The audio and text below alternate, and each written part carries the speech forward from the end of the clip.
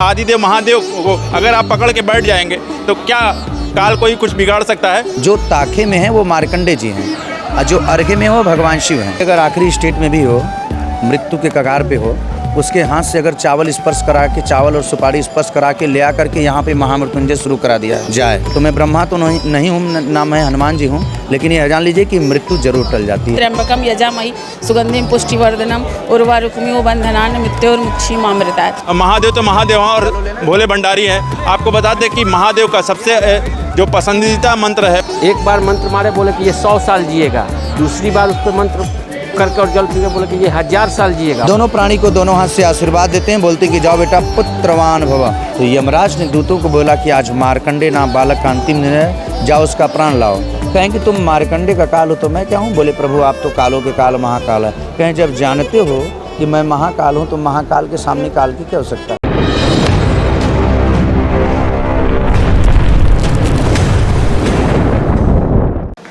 वाराणसी में गोमती और गंगा के संगम पर बसा हुआ मार्कंडे महादेव मंदिर जो चौबेपुर कैथी में स्थित है। अभी हमारी मौजूदगी इसी मंदिर के प्रांगण में मौजूद हूँ अभी, और हमारे साथ मंदिर के महंत भी मौजूद हैं। महंत जी, सबसे पहले बताइए कि अपना परिचय बताइए और इस मंदिर में दर्शन करने का क्या महत्व है? मैं पुजारी मुन्ना गुरु जी।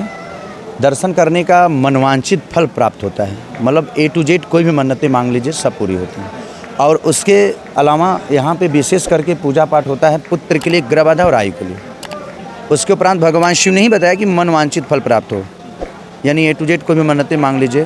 पुत्र प्राप्ति, संतान गोपाल, हरिवंश पुराण, महामृत्युंजय का यहाँ पे जाप होता है, पाठ होता है।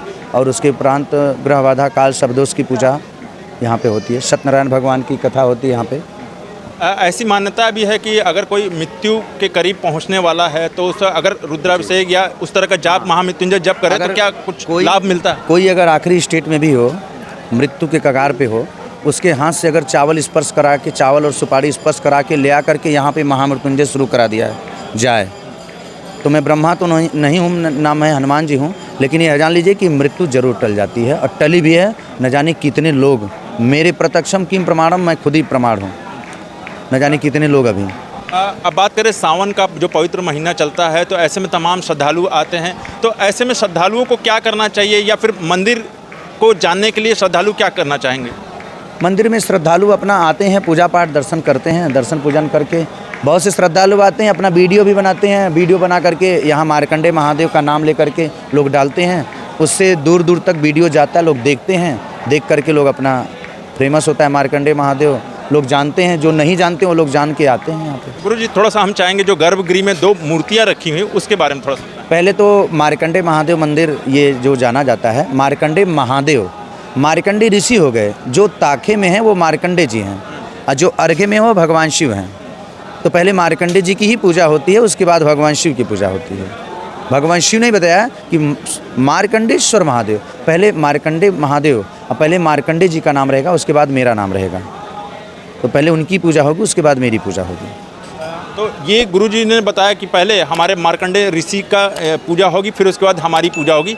आपको बता दें, अमूमन तमाम बहुत सारे श्रद्धालुओं को नहीं पता होता है कि मेन जो मुख्य जो गर्भगृह में जो 2 मूर्तियां रखी हुई है, सबसे पहले प्रथम किसका दर्शन पूजन करना चाहिए और उसके बाद फिर आदिदेव महादेव का दर्शन पूजन करना चाहिए। तो लोग सीधे गर्भगृह में घुसते हैं और सीधे महादेव के दर्शन कर लेते हैं। तो खैर, महादेव तो महादेव हैं और भोले भंडारी हैं। आपको बता दें कि महादेव का सबसे जो पसंदीदा मंत्र है वो ओम नमः शिवाय मंत्र है। और ये मंदिर का जो प्रांगण आप देख रहे हैं, यही मंदिर है और मंदिर के गर्भगृह में, और हम आपको दर्शकों को दिखाना चाहेंगे। देखिए यहाँ पर रुद्राभिषेक के रूप में पाठ पूजा चल रहा है। संतान गोपाल, यहाँ पे संतान गोपाल और हरिवंश पुराण, महामृत्युंजय का जो लोग 9 दिन, 7 दिन, 5 दिन आकर के लोग जप करते हैं, उसका लास्ट दिन हवन करते हैं यहाँ। यही यज्ञशाला है।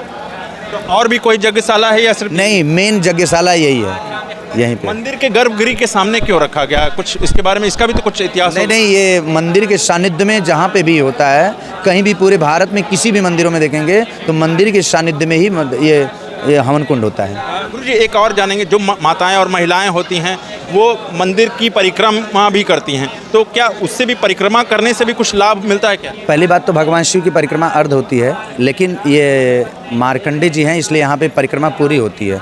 लोग आते हैं, जैसे पुत्र के लिए लोग आते हैं तो 108 बार परिक्रमा करते हैं। तो जब तक यहाँ पे परिक्रमा नहीं करेंगे तब तक पूजा अधूरी मानी जाती है। और जहाँ पे केवल भगवान शिव हैं वहाँ पे परिक्रमा अर्ध होती है। यानी हर श्रद्धालु आएगा तो 108 बार परिक्रमा करेगा? हर श्रद्धालु की बात नहीं कर रहे हैं, बताए तो कि पुत्र के लिए जो लोग आते हैं, जिनको इच्छाएं रहती, मनोकामना होती है, हाँ, वो लोग अपना 108 बार फेरी लगाते हैं। आप यहाँ पे दर्शन पूजन करने आए, कहाँ से आई? हम तो वाराणसी से ही आए हैं, काशी से ही।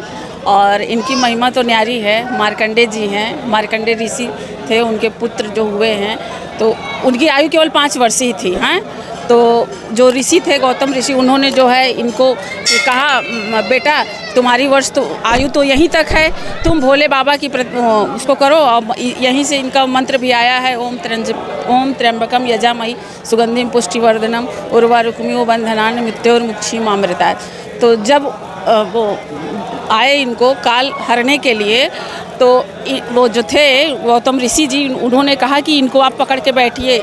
तो उनकी तो आ ही नहीं सकते वो जहाँ शिव जी हैं। तो फिर उन्होंने इनको वरदान दिया कि अब आपकी आयु पूरी है और आप यहाँ आप विराजे। तो उन्होंने मार्कंडे ऋषि ने कहा कि अब आप भी हमारे साथ विराजिए। तो दोनों लोग फिर यहाँ तब से पूजन, और जिसको भी पुत्र नहीं होता लोग पुत्र की कामना के लिए भी आते हैं यहाँ पे। तो देखा, इन्होंने एक दर्शनार्थी थी जो उन्होंने बताया कि पुत्र की मनोकामनाओं के लिए आते हैं। आप सोचिए, जिसने मृत्यु पे ही विजय पा ली, मतलब आदिदेव महादेव को अगर आप पकड़ के बैठ जाएंगे तो क्या काल कोई कुछ बिगाड़ सकता है? तो मंदिर प्रांगण से मैं अशोक पांडे, उत्तम सवेरा के लिए धन्यवाद। मेरा नाम प्रेम भूषण सिंह, मैं बक्सर बिहार का रहने वाला हूँ। ब्रह्मपुर में मेरा घर है, वहाँ पे भी बाबा ब्रह्मेश्वर नाथ का मंदिर। यहाँ पे लगातार यहाँ पे हम बनारस हमको रहते हुए 9-10 साल हो गए हैं। हम अक्सर यहाँ पे आते रहते हैं।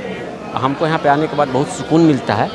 और यहाँ का तो मान्यता है कि यहाँ पे तो यमराज भी भाग गए थे। मार्कंडे ऋषि थे।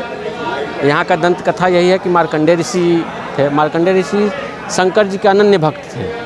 उनके अल्पायु 12 वर्ष की उम्र में उनकी ब्रह्मा जी द्वारा लिखित हो गया था कि उनकी मृत्यु होगी, लेकिन वो शंकर जी के अत्यंत भक्त थे। तो जब 12 वर्ष की आयु में यमराज उनको लेने आए, तो जाके हम सुने हैं और देखे हैं कि कहीं आप भी देखे होंगे कि कहीं एक शिवलिंग है जिसको एक छोटा सा बच्चा पकड़ा हुआ है। तो बताते हैं लोग कि वो मार्कंडे ऋषि थे। वो जाके शंकर जी का लिंग को पकड़े, तो शंकर जी बोले कि नहीं, ये नहीं जाएगा। ठीक है, तो हुआ कि भाई विधि का विधान है, आप लोग इनको, तो कहें कि नहीं।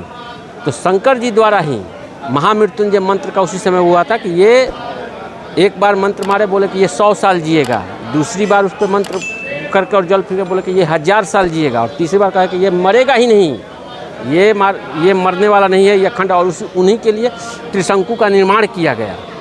तो ये मान्यता है। और यहाँ पे तो भगवान भोलेनाथ की कृपा है। हर सावन में आते हैं, दर्शन करते हैं, इनका आशीर्वाद है। जो है सो इन्हीं का दिया हुआ है, जो है सो इन्हीं का है। इनका आशीर्वाद बना रहे बस। हर हर महादेव।